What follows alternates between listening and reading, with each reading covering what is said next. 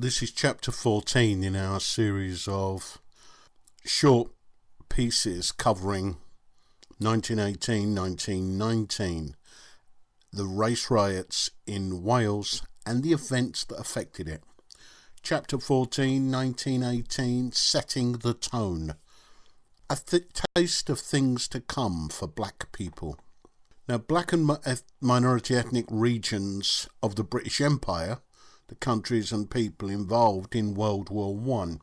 Now, Barbados put £100,000 in cash, and the rest of the West Indian colonies £2 million towards the war effort in the First World War.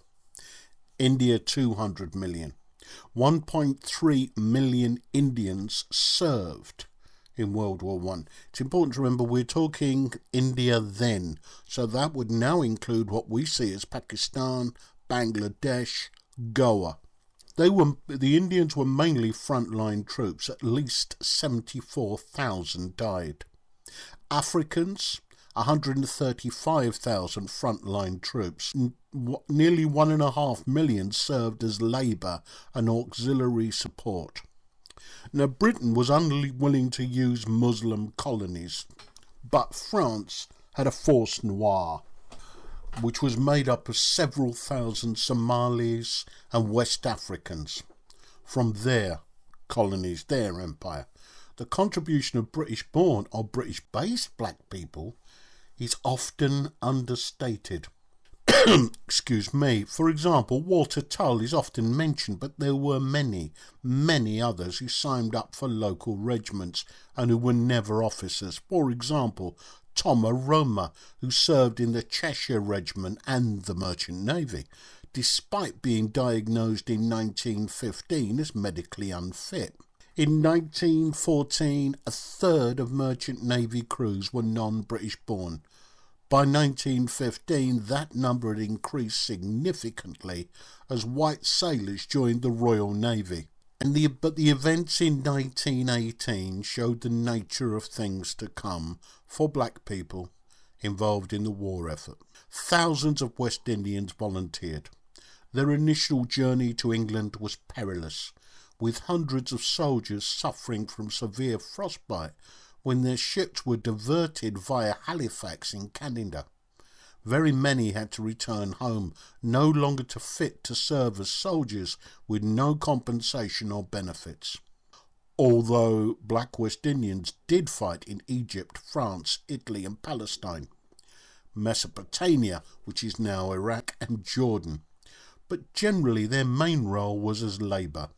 They had to load and unload ships, do labour fatigues, manual or menial labour, and perform demeaning tasks like building and cleaning toilets for white soldiers and Italian prisoners, which all caused much resentment.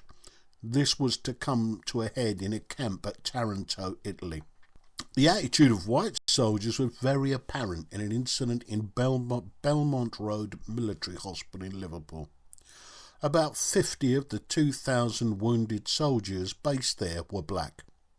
Relations between the patients was quite good until white soldiers who had served in South Africa arrived in September 1918.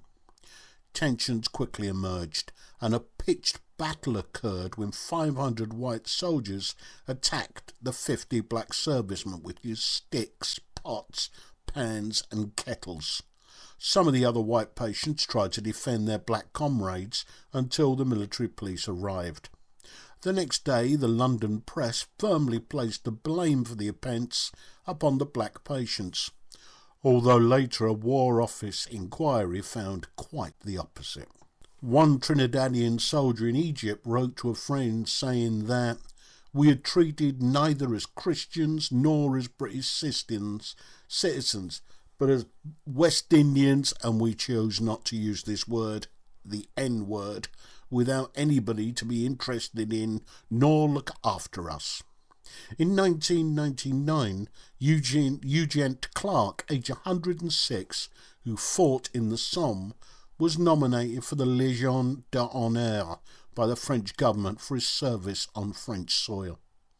As a Taranto mutineer, he received no recognition from Britain. For some black soldiers, wartime experience sparked off a desire for social justice.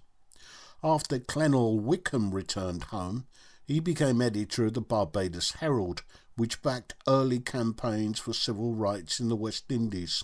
The experience of these soldiers and forcefully repatriated merchant seamen was greatly to affect the fight for independence. The Army Command's handling of their black volunteers from the West Indies reveals some of the most grotesque racial attitudes ever seen in the British forces. When the Army finally allowed the formation of a black regiment, it was not allowed to fight on the Western Front because of a fear that the Germans might despise the British for needing the help of, quote, savages to wage their war. But they were happy to allocate the black soldiers their traditional role as servants. This was lethal servitude. The men had the task of carrying ammunition and water under heavy fire to the troops on the front lines. In the camp in Taranto, Italy, the West Indian soldiers were living and working in terrible conditions, shaving their bodily hair because of lice. At the camp, the black soldiers had been denied the 6-pence pay rise given to whites, and they were ordered to clean the latrines of their fellow white soldiers and Italian prisoners. They were also refused passes to leave the camp, and while white soldiers were rapidly demobbed, they were vindictively kept on for months, virtual prisoners until November 1919. On the 6th of November 1919, they'd had the men of the 9th Battalion revolted and attacked their black officers. On the same day, 180 sergeants forwarded a petition to the Secretary of State complaining about the pay issue, the failure to increase their separation allowance, and the fact they had been discriminated against in the areas of promotion. This was because they had discovered that the white soldiers had been given a pay rise and they had been denied it because they were savages.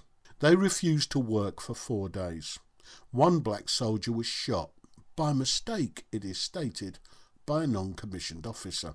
The new commanding officer, a South African, put down the mutiny with a battalion of Worcestershire Regiment, and perceived ringleaders were rounded up. The 9th British West Indies Regiment was disbanded, and the men distributed to the other battalions, which all subsequently disarmed. Some of the mutineers were given prison terms of 8 to 14 years. One was shot by firing squad, even though the offence occurred months after the end of the war. Under government orders, there were no West Indian or African troops included in the Peace March of July 1919, a victory parade held in London to mark the end of the war.